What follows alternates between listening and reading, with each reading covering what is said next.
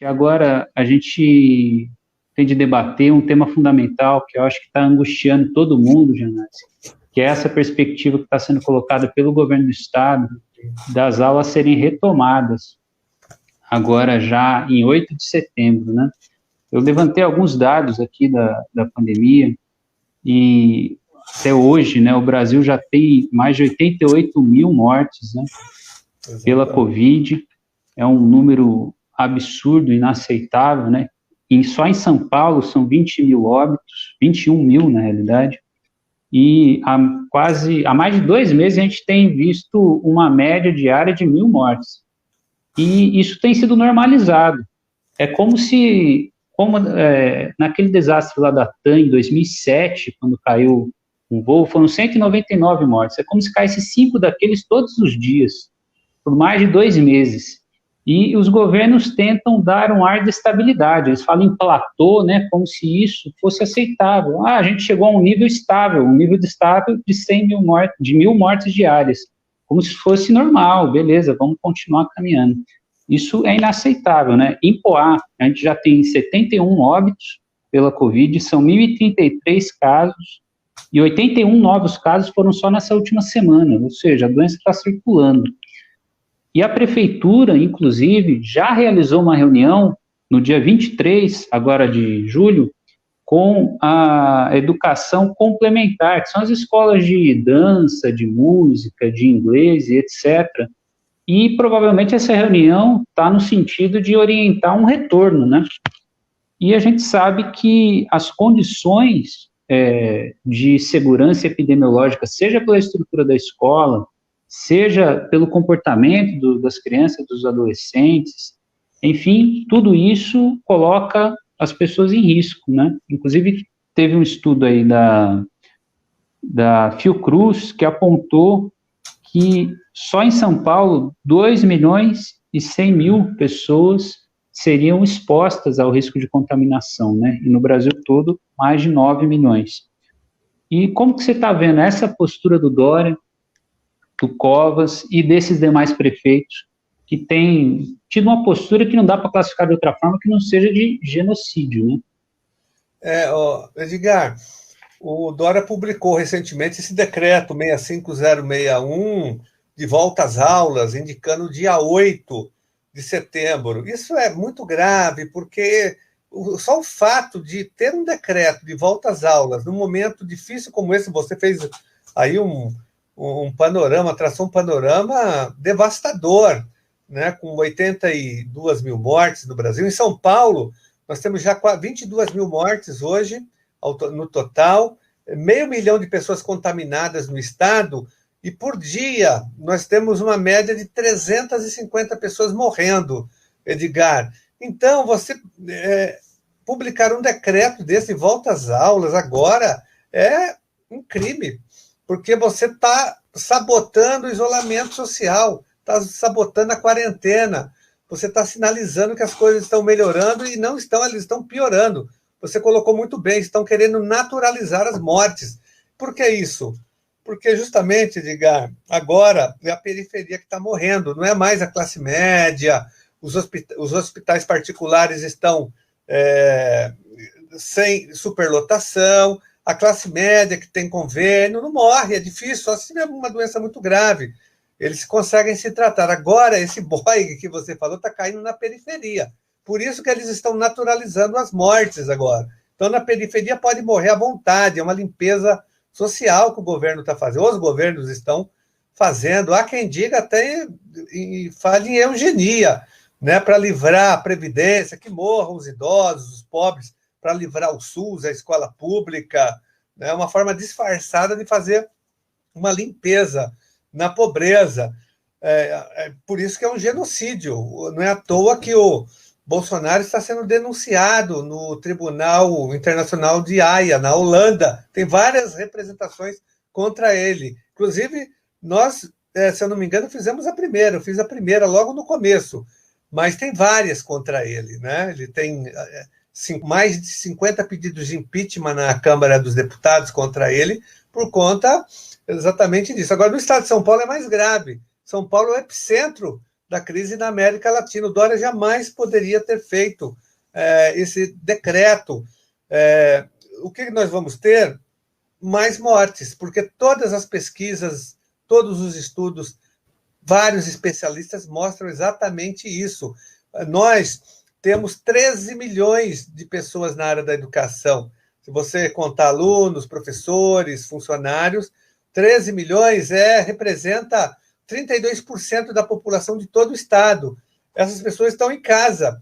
Se você faz com que essas pessoas voltem, acaba totalmente o isolamento. Nós vamos ter uma explosão de mortes, de contágio, enfim, vai ser um verdadeiro caos. Já é um genocídio que já está acontecendo, já é grave. Agora, reabrir as escolas é muito pior. Então, nós temos que tomar medidas contra. E vários prefeitos fazendo a mesma coisa, em várias regiões do Brasil.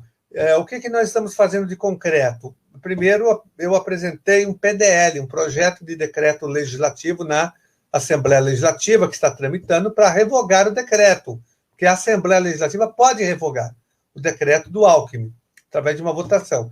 E também acionei o Ministério Público Estadual, entrei com uma representação contra, pedindo que o MP entre com ação contra o decreto, porque por tudo isso que nós estamos debatendo aqui. Nós vamos ter mortes. Você viu aquele estudo de um matemático, doutor em matemática, da Fundação Getúlio Vargas, dizendo que morreriam no Brasil, no mínimo, 17 mil crianças, de 5 anos, se elas voltarem às aulas, né? O secretário Rocieli Weintraub, aqui de Educação do Estado de São Paulo, disse, eu chamo ele de Weintraub, que ele está destruindo a rede também. E ele foi rebater o estudo, dizendo que o estudo estava errado e que só morreriam 1.500 pessoas. Olha, só morreriam 1.500 pessoas e não 17 mil. Também naturalizando, né? Para nós, uma vida importa. Uma única vida de uma criança, de um profissional da educação, de um pai de aluno, importa. Agora, para ele, não, só 1.500 mortes. Para você ver a mentalidade do governo, né? Agora, nós temos que agir imediatamente contra. Hoje teve manifestação da POSP aqui em São Paulo contra a volta às aulas. Nós estamos tendo muita gente se manifestando. Os pais já estão se manifestando contra também. Eu mesmo fiz várias lives com pais de alunos. Importante que a comunidade reaja também. Porque eles falam, os professores são corporativistas, não querem voltar porque estão recebendo. Não, os professores querem voltar. Estão loucos para voltar, ver seus alunos, abraçar seus alunos. O professor está trabalhando muito mais em casa agora, na internet, né, nos aplicativos. Ele está estafado, estressado, porque ele não dá conta de atender Facebook, WhatsApp, YouTube, as redes sociais, o programa do governo. O professor está adoecendo mais ainda. O professor quer voltar, mas quer voltar com vida, a vida acima de tudo. Então, eu fico perplexo e chocado com a mudança de discurso e de atitude do governo estadual, que no comecinho pregava a quarentena, o fique em casa agora, Edgar, isso acabou, tanto é que naquelas coletivas não tem mais fique em casa, agora use máscara, né? Ele já desistiu da quarentena, e isso é muito grave, porque somente o isolamento social, nesse momento, é o único remédio. Agora, é engraçado, só para concluir, que eles estão liberando as escolas, mas estão proibindo o carnaval, o Réveillon, a Fórmula 1, né, o ensaio das escolas de samba, está tudo proibido, cancelado para esse ano. Veja que contradição, Edgar. A escola é uma bomba biológica de contaminação de pessoas. Saiu uma pesquisa agora que eu vi recentemente, dizendo o seguinte, que do início da pandemia até agora, quando as escolas fecharam, caiu drasticamente a ida de crianças a pronto-socorro infantil, porque as crianças não estão adoecendo mais, porque elas não estão nas escolas. É na escola que a criança fica resfriada, gripada, que ela pega doença, pega piolho da outra criança, porque faz parte, ela tem vida, e é um contágio natural, que acontece mesmo, onde tem muita gente. E a escola é assim, faz parte.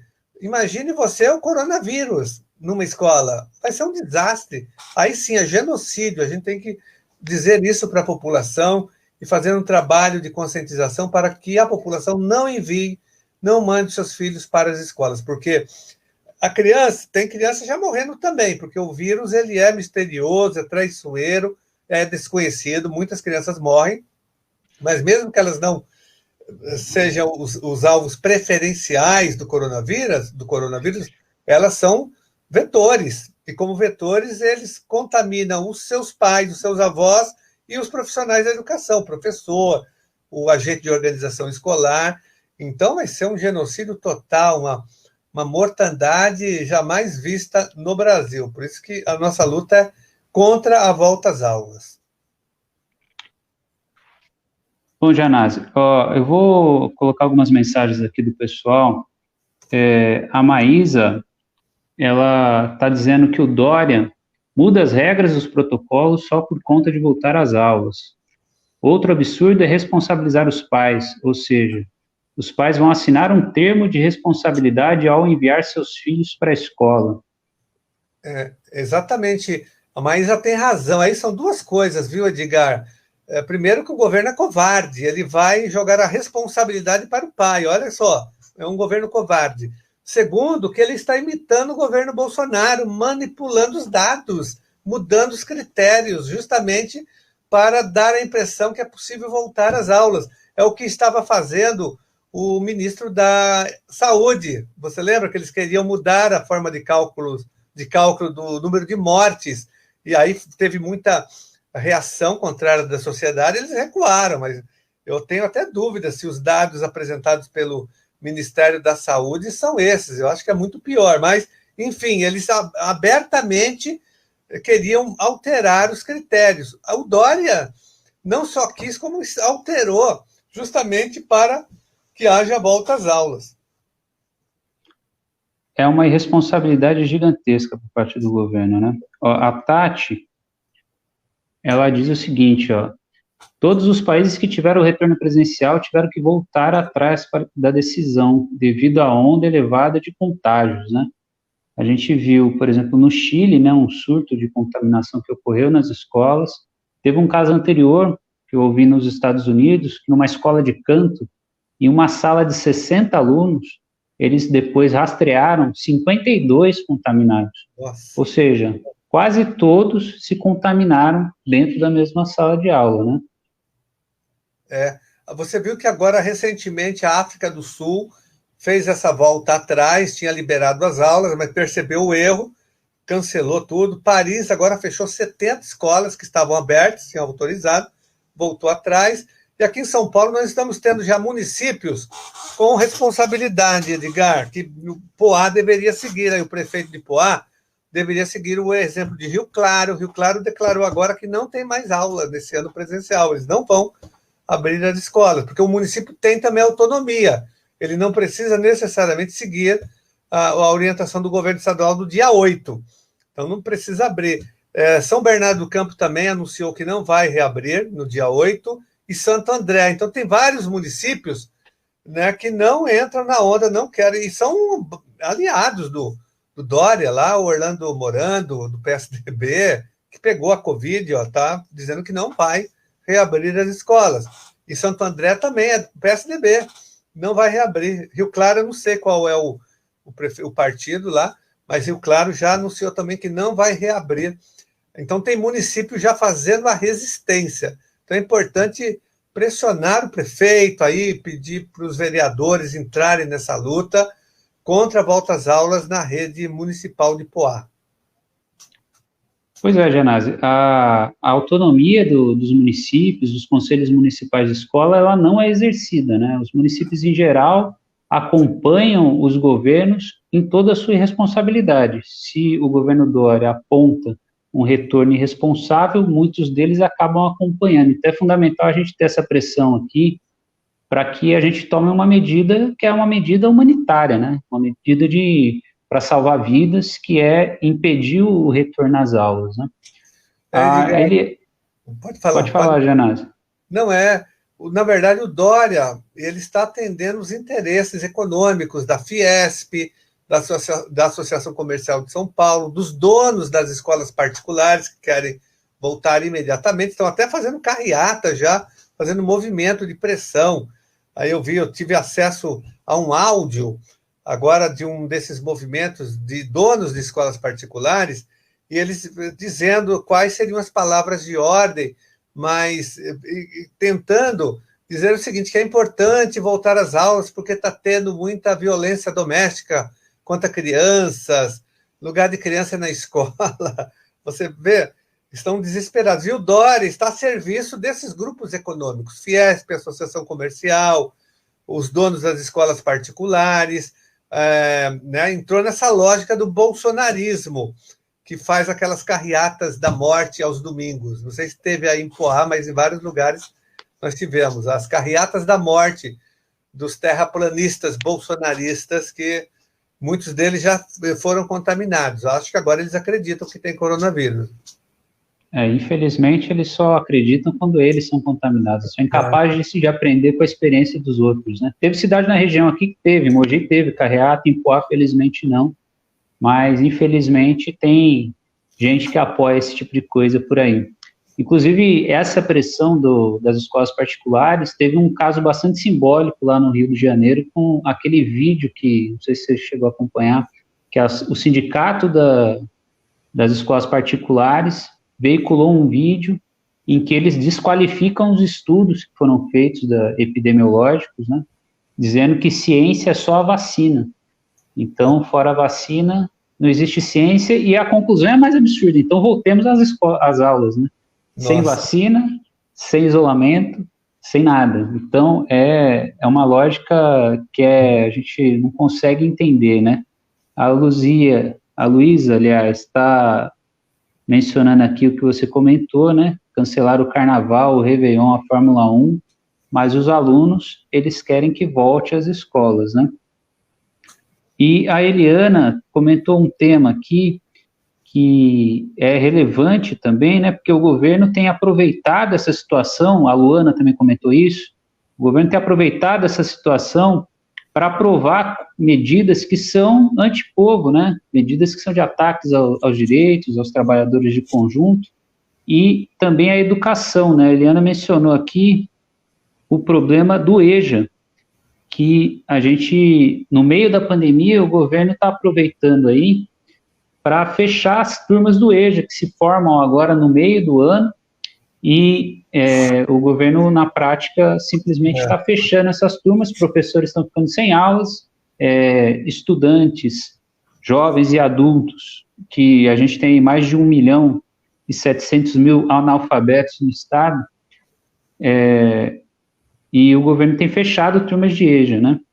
Como vocês estão debatendo esse tema na LESP hoje, Ana? Olha, eu estou ingressando agora com uma representação no MP, Ministério Público, e no Tribunal de Contas, contra o fechamento de salas em plena pandemia. Eles estão fechando em várias diretorias de ensino. Eu já fiz até um pronunciamento na LESP na segunda-feira, foi ontem, hoje é quarta, né? Foi na segunda-feira, contra o fechamento de salas na diretoria de ensino de Taboão da Serra, estão fechando várias salas, e na diretoria Sul 3, também da capital, lá na minha região, Capela do Socorro, Grajaú, Parelheiros, fechando várias salas. Eu sei que isso está acontecendo em todo o estado, nós estamos fazendo um mapeamento. Se vocês tiverem aí os casos das salas fechadas em Poá, me passem, que é importante, que eu estou levando para o Ministério Público entrar com uma ação contra o estado, porque o estado está fazendo, o governo Dória, o Roscielli, eles estão fazendo o mesmo que o Ricardo Salles, né? Passando a boiada, aproveitando a pandemia para fechar salas, para aprovar leis contra os servidores, para baixar decretos, como fez o Dória agora, confiscando os salários dos aposentados, que ganham um salário mínimo. Ele baixou um decreto falando que tem déficit na Previdência. Isso não é verdade, nós estamos acompanhando. Também um outro decreto, uma lei, um projeto de lei que ele apresentou na LESP, confiscando também os salários dos trabalhadores cartorários. Então, eles aproveitam o momento para as maldades. É o que está fazendo o Bruno Covas agora em São Paulo, com o 452, esse projeto de voucher, que não tem nada a ver, né, com volta às aulas, voucher, privatização da rede municipal na área da pré-escola e tantas outras maldades. E o que fez o Bolsonaro, agora congelando os salários, as promoções, quinquênios, sexta parte de todos os servidores do Brasil, com aquela lei complementar 173 que ele aprovou, isso congelou a evolução funcional, até 2021, até o dia 31 de dezembro, não tem quinquênio, não tem sexta parte, não tem nenhum tipo de evolução funcional. Olha só, eles aproveitam a pandemia, nesse momento de fragilidade do povo brasileiro, de desespero, para aprovar leis contra o próprio povo brasileiro. A privatização da água também, que ocorreu agora, recentemente, em plena pandemia, eles privatizaram a água no Brasil inteiro. Então, está corretíssima, Eliane. Então, Janase, inclusive, esse tema da água aqui, ele é um tema que é muito caro, né, para a cidade, uma instância hidromineral, e aqui, inclusive, existe um processo antigo de controle de uma fonte do município por uma empresa privada, junto com uma associação. É uma concessão de 99 anos para a exploração da fonte. Quem recebeu a concessão, não sei nem se já está mais aqui, eles são donos ainda por mais décadas, desde 73. A gente tem de instituir uma CPI para investigar esse negócio, para saber o que aconteceu, e então, retomar o controle, né, por parte do município. Não é possível que a água, que é um recurso fundamental para a vida, né, e é um bem comum, a gente entregue para uma empresa lucrar pura e simplesmente, e provavelmente não está pagando nada para o município, porque a minuta que deveria acompanhar a lei não está publicada, a gente não encontra a minuta que estabelece os termos da concessão. Eu queria dizer aqui para o pessoal que está acompanhando, está aí na tela, está nos comentários, o link aqui para a lista de transmissão da nossa aqui, para mandar aqui uma mensagem, mandar seu nome, para entrar na lista de transmissão, porque a gente vai ter que organizar a nossa luta contra o retorno das aulas, tanto na LESP, quanto na luta direta nossa aqui também, porque não está descartado que o governo venha impor um retorno das aulas, e a gente tem de lutar diretamente contra isso, seja através das redes sociais, seja através de uma greve, né? Os metroviários agora, por exemplo, fizeram um movimento que foi duro, né, contra um ataque, na realidade, que era a redução do salário deles, né? O governo tentou reduzir no meio da pandemia o salário dos metroviários.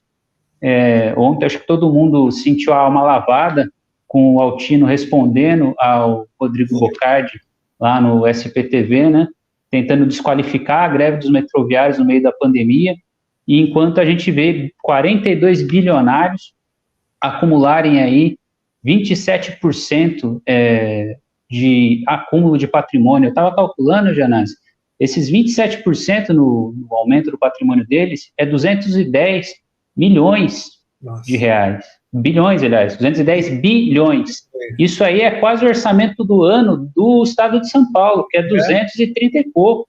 É um negócio irracional. Os caras, em menos de 4 meses, conseguiram um orçamento de São Paulo para enfiar no bolso, 42 pessoas.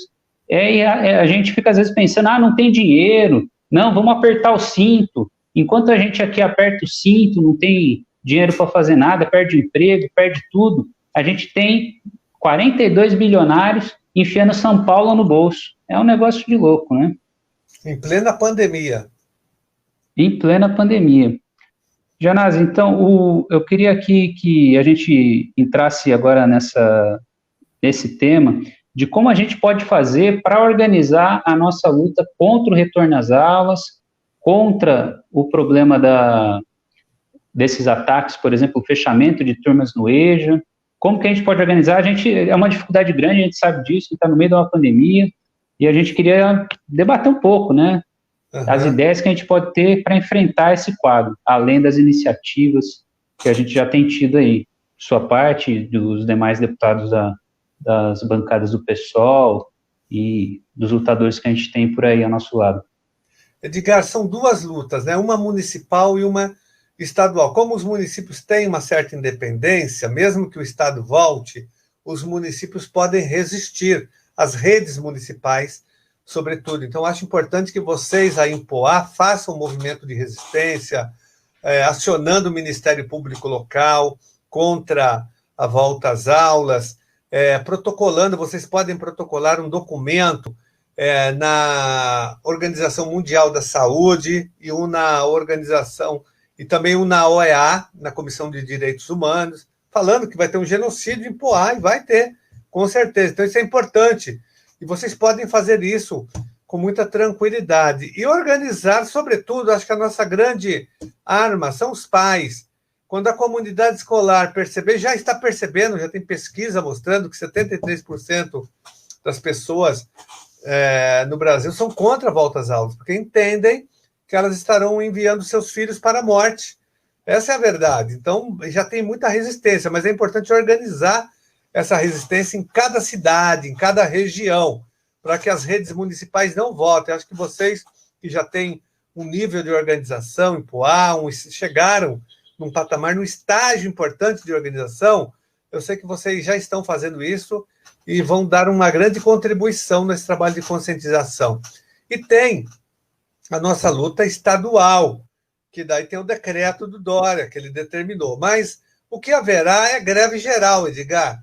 Eu tenho conversado com muitos professores do estado inteiro, de várias cidades, o tempo todo, diariamente, e olha, a greve geral vai ocorrer, greve geral da educação, desobediência civil, haverá uma desobediência do decreto, das imposições, das portarias, das circulares, de prefeitos e, sobretudo, do governo Dória.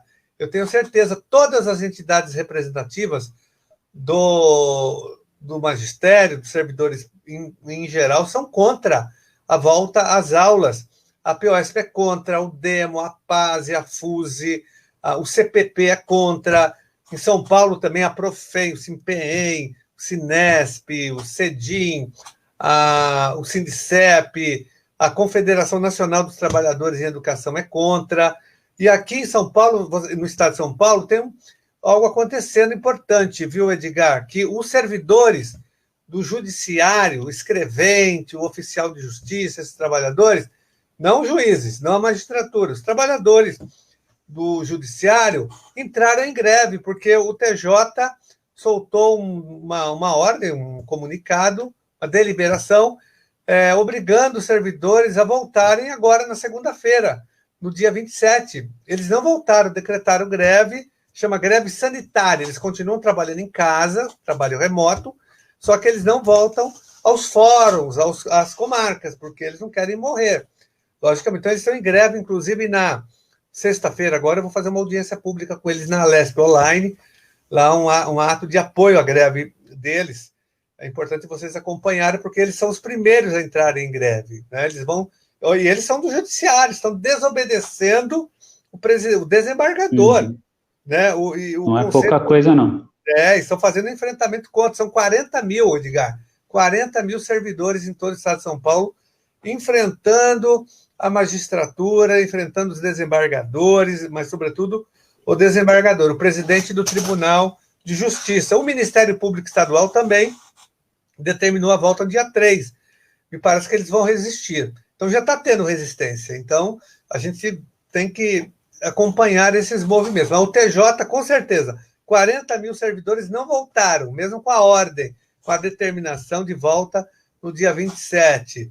Então, é isso, é greve geral, desobediência civil em Poá, no Estado, não tem outra saída. E nós estamos tomando providências do ponto de vista legislativo, como eu disse, acionando o Ministério Público, o Tribunal de Contas, acionando a Justiça, acionando também a Comissão de Educação aqui, a Comissão de Direitos Humanos e as Cortes Internacionais. É o que nós estamos fazendo. E o PDL para revogar o decreto. Então, nós estamos fazendo uma frente.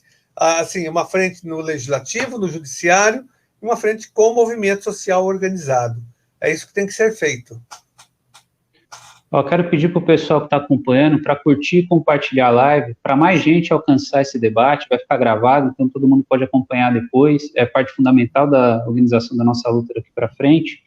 E sobre esse tema da greve dos servidores contra os retornos ao trabalho presencial, ele é fundamental, e aqui, inclusive, Janase, teve o retorno dos servidores do quadro administrativo das escolas, né? As escolas estão funcionando em horário administrativo, as auxiliares de creche, por exemplo, voltaram a trabalhar, e pelo menos um episódio, a gente tem registro de que uma servidora do quadro de apoio da creche, uma auxiliar de creche, faleceu em função da contaminação por Covid, e segundo os relatos, ela se manteve indo ao trabalho por receio de faltar e ter desconto, enfim, pela pressão que tem por parte da Secretaria da Educação, e faleceu, e a prefeitura não tomou nenhuma providência, nenhum teste, no isolamento, não isolou ninguém, as escolas seguem com funcionamento administrativo, e agora ainda com a perspectiva de reabrir, né? E eu queria colocar um outro tema aqui, que a Tati levantou, que também preocupa bastante a gente, que a gente tem, ao longo desses meses todos de isolamento, a gente tem travado, que é a situação dos professores eventuais, que eles têm vínculo com o Estado, um vínculo formal, mas ao não ter aula, esse servidor, os servidores, os professores eventuais têm um vínculo contratual absolutamente precário, então eles só recebem por aula dada, e esses professores estão aí durante todo esse período sem receber, né? Tem algumas iniciativas da APOESP, tem iniciativas também dentro da Lesp sobre esse tema, e eu queria ver contigo como está o andamento desse negócio, e o que o governo alega para não pagar um salário, porque é a situação mais absurda do mundo, eles não dão um auxílio para essas pessoas, eles não dão salário, e simplesmente esperam que elas vivam de luz, né? Esperam que elas se virem. Edgar, são 35 mil professores nessa situação. Temporários, eventuais, categoria O, que não conseguiram as aulas, que não conseguiram os contratos, ou categoria V, categoria S e o O, né? São 3 letras, é a sopa de letrinhas. Logo que estourou a pandemia e que houve o isolamento das escolas, eu apresentei um projeto de lei logo no início, porque como eu sabia que eles não teriam salários, para obrigar, eu apresentei um projeto de lei que está tramitando na Lesp, já para obrigar o governo a pagar um salário para todos os 35 mil professores nessa situação, até porque eles são professores contratados pelo Estado, mas eles ganham por hora aula, mas não importa, no momento de emergência, e o decreto aprovado de emergência, ele permite isso, você pode dar um auxílio, e o Estado não deu, aliás, Edgar, o governo Dória não deu auxílio nenhum para ninguém, não ajudou nem o segmento, nem os seus próprios servidores foram ajudados. Você vê, 35 mil professores que não tiveram renda básica emergencial estadual, porque ela não existe, nem tiveram acesso à renda básica federal. Como eles são servidores públicos, eles não têm direito de ter acesso à renda federal, essa aprovada de R$600. Inclusive, nós levamos uma emenda para a Câmara dos Deputados, que foi aprovada, incluindo os professores temporários de todo o Brasil, mas ela foi vetada depois pelo Bolsonaro. O Bolsonaro vetou os professores temporários e eventuais. Nós tentamos de todas as formas, estamos tentando. Teve aprovação ainda na Lesp de um projeto coletivo de vários deputados, com vários itens que tem a ver com o coronavírus. Eu apresentei uma emenda, incluindo os 35 mil professores. O Dória usou a sua base de sustentação lá e vetou, a emenda nem foi aprovada. O governo não quer pagar, na verdade, porque se quisesse já teria encontrado um mecanismo legal. O governo Dória não investiu na proteção social, não investiu um centavo. Ele demitiu, abandonou os transportadores escolares, as merendeiras terceirizadas foram todas demitidas, as cuidadoras de crianças com deficiência foram demitidas, Edgar, e 35 mil professores. Então, um governo que não cuida nem dos seus servidores diretamente, né? Imagine a população. Não tem, é o estado rico, você falou, o estado mais rico da América Latina é o nosso, o estado de São Paulo. Tem o maior orçamento, depois do governo federal, o nosso orçamento estadual. Ele tem recursos para um programa de renda básica, para socorrer os desempregados, os trabalhadores informais, para dar crédito para os micro e pequeno comerciante, empresário, que geram empregos, eles que geram empregos, logicamente a contrapartida é não demitir, entendeu? Para que eles pudessem atravessar a pandemia. O governo Dória não fez, não investiu. Por isso que nós temos 22 mil pessoas mortas no estado de São Paulo, e é por isso também que nós temos 500 mil de pessoas contaminadas no estado de São Paulo. A culpa é do governo Dória, também é um governo genocida, ele não difere em nada do governo Bolsonaro, só que ele tenta ser mais palatável, ele disfarça, né? Ele não se mostra tão maluco e enlouquecido como o governo Bolsonaro. né, de uma forma grotesca. Ele disfarça bem, mas na essência não tem muita diferença, principalmente nessa pauta econômica e social. É verdade, ele tenta passar uma postura de responsabilidade, de cientificismo, e na prática a ciência dele é a ciência do lucro, né? É a ciência que beneficia os ricos, que beneficia esses bilionários que a gente estava comentando aqui. Aqui em Poá também, Janase, a prefeitura rompeu o contrato com a terceirizada. Primeiro eles terceirizam, né? Depois eles demitem alegando que eles não podem pagar porque é terceirizado. Eles fizeram isso aqui, demitiram mais de 100 merendeiras, trabalham nas escolas, e alegaram que demitiram porque não podem pagar por um serviço que não está sendo prestado no meio da pandemia. Então, assim, é incrível como eles tentam travestir uma ação desumana, que é você demitir alguém no meio de uma pandemia, como algo de responsabilidade fiscal, né? Ah, não, aqui eu estou cuidando do orçamento público, eu não estou pagando por algo que não está sendo prestado. E comete um ato completamente absurdo como esse, né?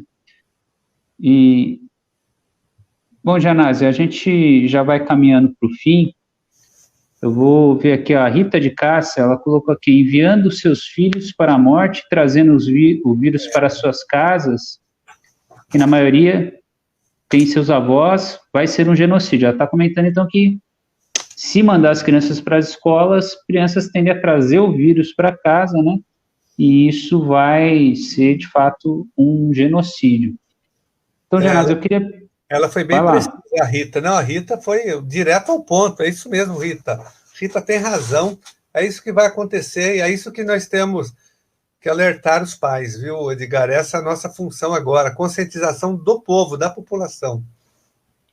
É porque as pessoas têm de ter clareza do seguinte: um país que consegue fazer com que 42 pessoas consigam ganhar em 4 meses 210 bilhões de reais, poderia fazer com que todo mundo, com que todos os habitantes desse país, desse estado e das nossas cidades tivessem garantia de comida, de teto, de luz, de água, enfim, de tudo que era elementar e fundamental para a gente atravessar a pandemia. Se a gente tivesse feito isso direito desde o início, a gente não estava hoje contando 88 mil mortos. A gente vê aí países que estão contando mortes às dezenas, como a Nova Zelândia. Aqui mesmo na América do Sul a gente vê Uruguai, Paraguai, com níveis de letalidade muito inferiores, porque tomaram uma postura responsável, minimamente, que é não preservar a vida das pessoas, impedir que o vírus se alastrasse. Aqui, infelizmente, a pandemia está seguindo um curso